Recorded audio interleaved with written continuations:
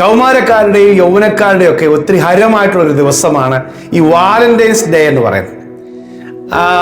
അതിൻ്റെ പിന്നിലൊരു ചരിത്രമുണ്ടെന്ന് ഞാനിങ്ങനെ കേട്ടിട്ടുണ്ട്. ആ ചരിത്രം എന്ന് പറയുന്നത് സെയിൻറ്റ് വാലന്റൈൻ എന്ന് പറയുന്ന ഒരു ക്രൈസ്തവ രക്തസാക്ഷി ഭക്തനായ ഒരു മനുഷ്യനുണ്ടായിരുന്നു, ഒരു പുരോഹിതനായിട്ടുള്ള മനുഷ്യനുണ്ടായിരുന്നു. ക്രിസ്തു AD 270 കാലഘട്ടത്തിൽ ജീവിച്ചിരുന്ന ഒരു ഭക്തനായ മനുഷ്യൻ.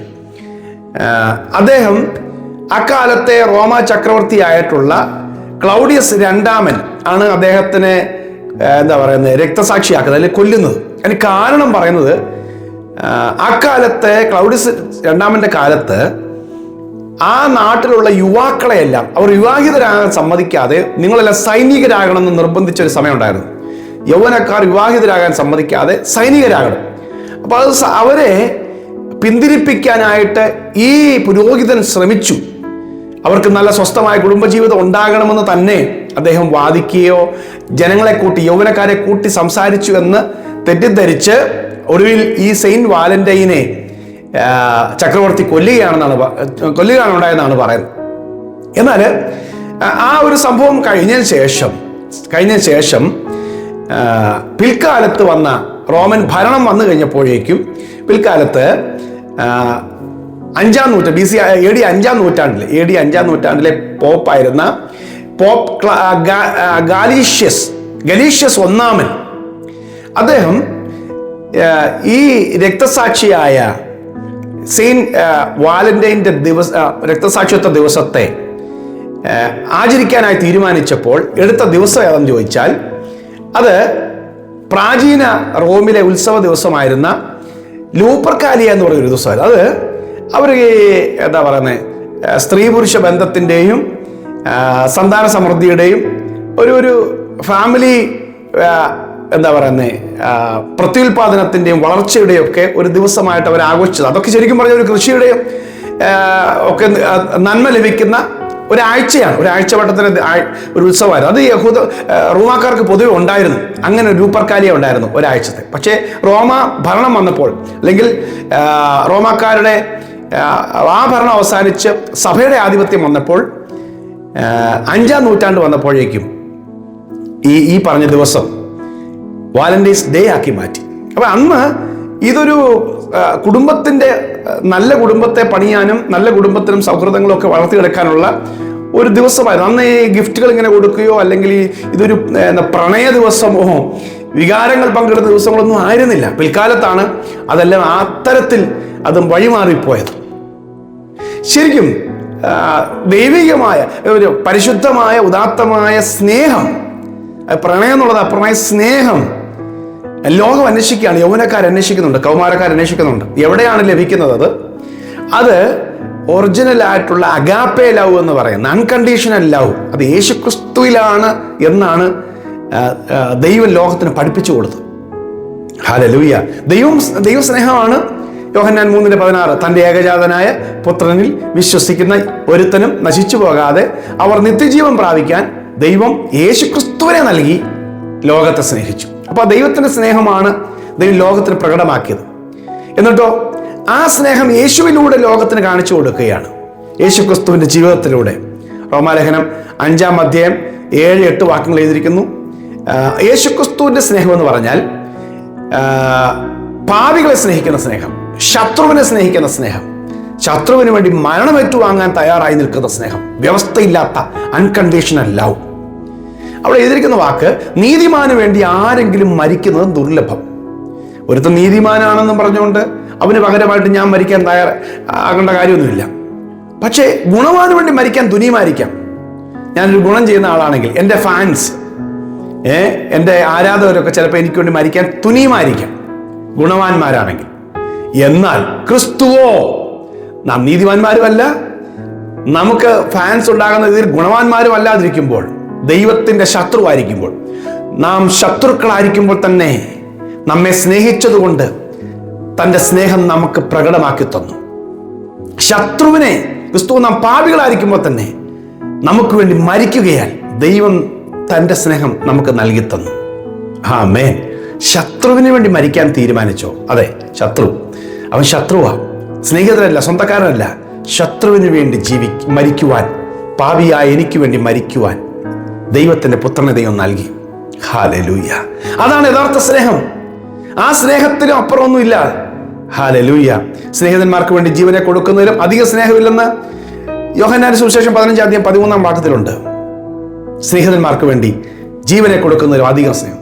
പക്ഷെ ഇത് നോക്കി, ഇത് സ്നേഹിതനല്ല, ഒരു ശത്രുവായിട്ട് പോലും. അതാണ് യഥാർത്ഥ സ്നേഹം.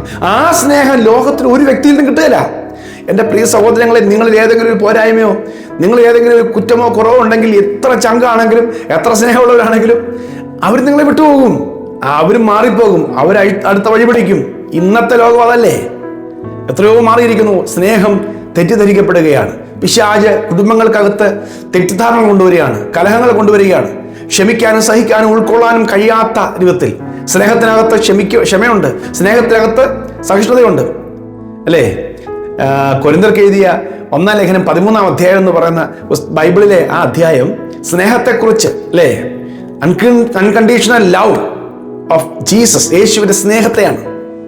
ഹല്ലേലൂയ. സ്നേഹം എന്തുമാത്രം ഉത്കൃഷ്ടമാണ്, അതിന്റെ വലിപ്പം എന്താ, അതിന്റെ മൂല്യം എന്താ? പ്രിയമുള്ളവരെ, നമ്മുടെ കുടുംബങ്ങളിൽ ക്രിസ്തുവിന്റെ സ്നേഹം നിറയട്ടെ. അതിനകത്ത് ദോഷം എന്താ പറയുന്നത്, കണക്കാക്കുന്നില്ല, പക വെക്കുന്നില്ല.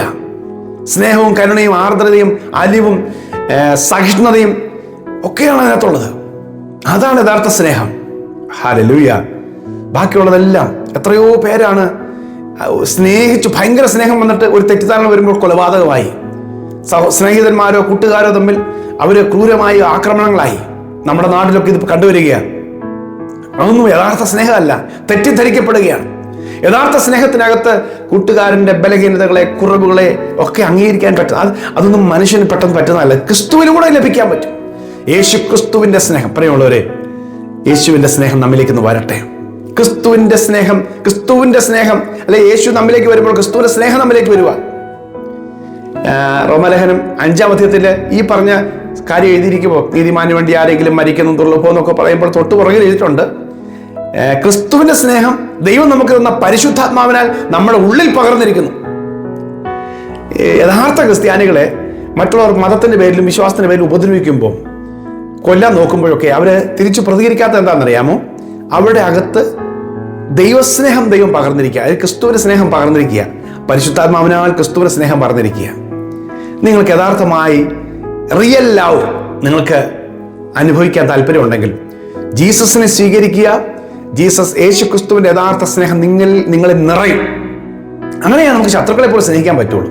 അങ്ങനെ പറ്റുള്ളൂ. ഹല്ലേലൂയ. ആ ഒരു സ്നേഹം, ജെന്യൂൻ ലവ്, അൺകണ്ടീഷണൽ ലവ്, യഥാർത്ഥ സ്നേഹം യേശു ക്രിസ്തുവിൽ നിന്ന് ലഭിക്കും. ബാക്കിയുള്ളതെല്ലാം എന്താ പറയുന്നത്, കറപ്റ്റഡ് ആയിട്ടുള്ള ലവ് ആണ്, യഥാർത്ഥ സ്നേഹമല്ല. ഹല്ലേലൂയ. ദോഷം കണക്കിടാത്ത സ്നേഹം, യേശുവിൻ്റെ സ്നേഹം. ആ സ്നേഹം നമ്മിലേക്ക് വരുമ്പോൾ നമുക്ക് എല്ലാവരും സ്നേഹിക്കാൻ പറ്റും, യഥാർത്ഥമായി സ്നേഹിക്കാൻ പറ്റും, നിർവ്യാജമായി സ്നേഹിക്കാൻ പറ്റും. ഹല്ലേലൂയ. പ്രിയമുള്ളവരെ, കർത്താവ് നമ്മെ അവൻ്റെ സ്നേഹം കൊണ്ട് നിറയ്ക്കട്ടെ. ആ സ്നേഹത്തിൽ ഞാൻ കയറി നിൽക്കുമ്പോൾ എനിക്ക് ഉൾക്കൊള്ളാൻ കഴിയാത്ത ഒരു കാര്യമില്ല. എല്ലാത്തിനെയും സ്നേഹിക്കാൻ പറ്റും. എല്ലാവരെയും, ശത്രുക്കളായിട്ട് ആരെയും കാണാൻ പറ്റില്ല. ആമേൻ. സ്തോത്രം. ദൈവത്തിൻ്റെ സ്നേഹം കൊണ്ട് ദൈവം നിങ്ങളെ നിറയ്ക്കട്ടെ. എല്ലാ വിദ്വേഷങ്ങളും പകയും കയ്പും. ചിലപ്പോൾ ചിന്തിക്കും, എൻ്റെ മനസ്സെന്താ ഇങ്ങനെയൊക്കെ ആരും ചിന്തിക്കത്തില്ലേ? നിങ്ങൾ പ്രാർത്ഥിക്കണം, യേശുവേ നിന്റെ സ്നേഹം കൊണ്ട് എൻ്റെ ഹൃദയത്തെ നിറയ്ക്കണമേ. മാതാപിതാക്കളെ, നിങ്ങളെ കുഞ്ഞുങ്ങൾ കൂടി പ്രാർത്ഥിക്കുക, കർത്താവേ അവിടുത്തെ സ്നേഹം കൊണ്ട് ഈ കുഞ്ഞുങ്ങളെ നിറയ്ക്കണേ. അങ്ങനെ പ്രാർത്ഥിച്ചു. ക്രിസ്തുവിന്റെ സ്നേഹം കൊണ്ട് ദൈവം നിറയ്ക്കട്ടെ. പ്രിയ കർത്താവേ, ലോകത്തിലുള്ള എല്ലാവരെക്കാളും നീ ഞങ്ങളെ സ്നേഹിക്കുന്നു. ഞങ്ങൾക്ക് വേണ്ടി, പാപികളായ ഞങ്ങൾക്ക് വേണ്ടി ഞങ്ങളുടെ മരണം മാറ്റുവാൻ, പാപത്തിന് ശമ്പളമായി മരണം ഏറ്റുവാങ്ങുവാൻ യേശു ഞങ്ങൾക്ക് പകരമായി ക്രൂശിൽ ഞങ്ങളുടെ മരണം സ്വീകരിച്ചു. അത്രമാത്രം ഞങ്ങളെ സ്നേഹിച്ചു. ആ സ്നേഹം ഞങ്ങളിലേക്ക് വരട്ടെ. ആ സ്നേഹത്താൽ നിറയപ്പെടട്ടെ. ആ സ്നേഹത്തിൽ ജീവിക്കട്ടെ. ആ സ്നേഹത്തിൽ ഞങ്ങൾ കർത്താവേ, ലോകത്തിൻ്റെ എല്ലാ ഞങ്ങൾക്ക് ലഭിക്കേണ്ട, അനുഭവിക്കേണ്ട സ്നേഹം എവിടെയെല്ലാം കുറഞ്ഞു പോയിട്ടുണ്ട് അതെല്ലാം കർത്താവ് ഞങ്ങൾക്ക് ഫില്ല് ചെയ്ത് തരണമേ. ഈ വചനം കേൾക്കുന്നവരെല്ലാം അവരുടെ തലമുറയുടെ മേലും ക്രിസ്തുവിൻ്റെ സ്നേഹം നിറഞ്ഞു വരട്ടെ, നിറഞ്ഞു വരട്ടെ. യേശുവിൻ നാമത്തിൽ തന്നെ. ആമേൻ, ആമേൻ, ആമേൻ. യഥാർത്ഥമായ കർത്താവിൻ്റെ സ്നേഹത്തിൽ, ക്രിസ്തുവിൻ്റെ സ്നേഹത്തിൽ നമുക്ക് ജീവിക്കാം. കർത്താവ് നമ്മെ എല്ലാവരെയും അനുഗ്രഹിക്കട്ടെ. ഈ സന്ദേശം കുറേ പേർക്ക് നിങ്ങൾക്ക് ഷെയർ ചെയ്യാൻ പറ്റുമെങ്കിൽ ചെയ്യുക. God bless you. Have A lovely day.